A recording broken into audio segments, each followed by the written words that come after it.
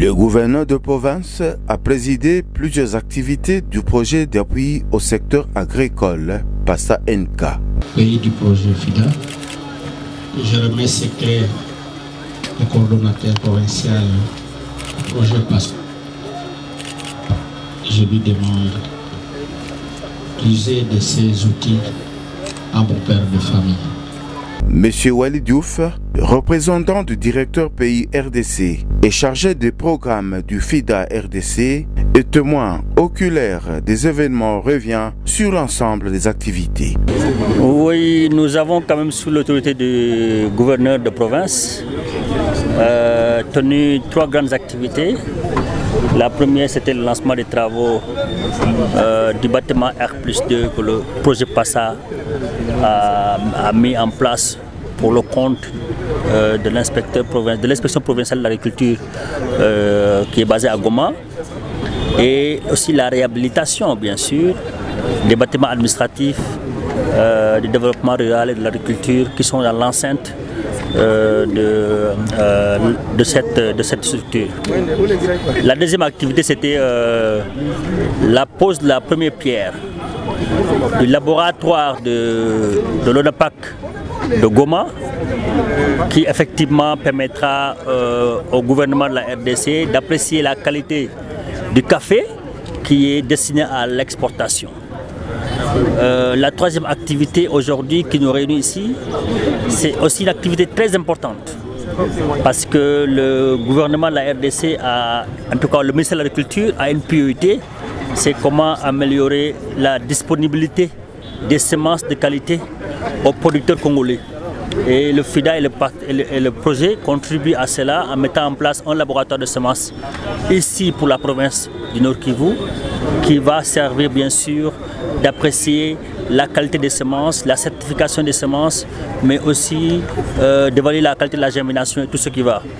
Et ceci nous réjouit parce que tout simplement, donc ceci aussi, on a en plus de cela remis à l'Office des voies et des sites agricoles des équipements de mobilité, un véhicule 4x4 et des motos pour permettre la supervision, le contrôle et le suivi des infrastructures routières, les pistes de production qui seront mises dans les provinces d'intervention, mais aussi tout ce qui est bâtiments, centres de collecte, magasins de stockage qui seront effectivement mis par le PASA NK dans le cadre de développer les chaînes de valeur qui sont appuyées, à savoir le maïs, le riz, le café et la pomme de terre. Une autre grande activité était celle de la remise officielle des camions aux chefs de file, ce qui vont permettre aux producteurs d'évacuer l'herbe marchande. Dr Joseph Matungulu, directeur national du PASA NK, explique.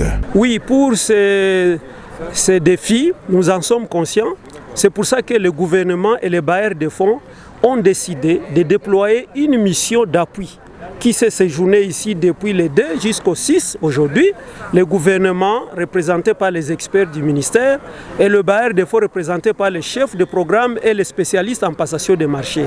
Avec ces 2 parties et le projet, nous avons eu à discuter avec les organisations chefs de file sur les procédures que nous pouvons adapter aux zones de conflit afin de rendre souples les procédures et aussi accélérer les études techniques de ces pistes et pouvoir faire ce travail le plus rapidement possible. Ça, c'est le premier volet. La deuxième solution, c'est que nous avons, le gouvernement et les bailleurs ont convenu de signer un contrat avec l'AMO, qui est déjà opérationnel, afin de mener rapidement ces études. En 2-3 mois, les études sont terminées et au même moment, on va lancer les appels d'offres pour les entreprises qui doivent réhabiliter les pistes. Pratiquement, nous pensons que l'année 2025 sera une année consacrée aux travaux et d'ici juin, 30 juin, septembre 2025, nous devrions être prêts avec ces pistes rurales. Donc, ces camions, en attendant, ils vont emprunter les pistes qui sont déjà possibles, qui sont praticables, et d'ici 6-9 mois, je pense que ces pistes rurales seront déjà aussi en place. Le PASA NK est devant un défi. Ces bénéficiaires vivent dans les camps des refuges. Le FIDA aura une solution à cette préoccupation, a fait savoir M. Walid Diouf lors de son audience avec le gouverneur de province. Oui, nous avons quand même reçu une demande du ministre d'État, ministre de l'Agriculture et de la Sécurité alimentaire de la République démocratique du Congo.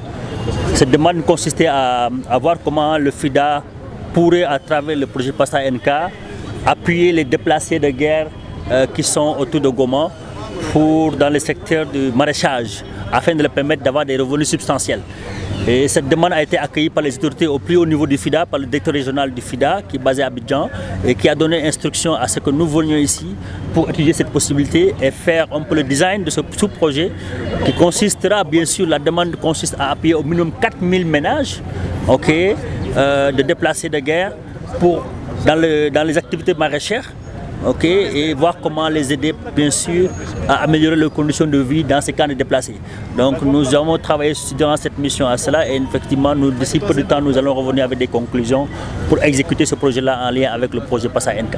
À la fin de la cérémonie, le maire de ville a, devant les gouverneurs de province, ordonné au bourgmestre de démolir dans 48 heures toutes les installations de commerce qui ont été érigées dans la concession devant abriter les bureaux PASA NK et certains services provinciaux du Nord Kivu.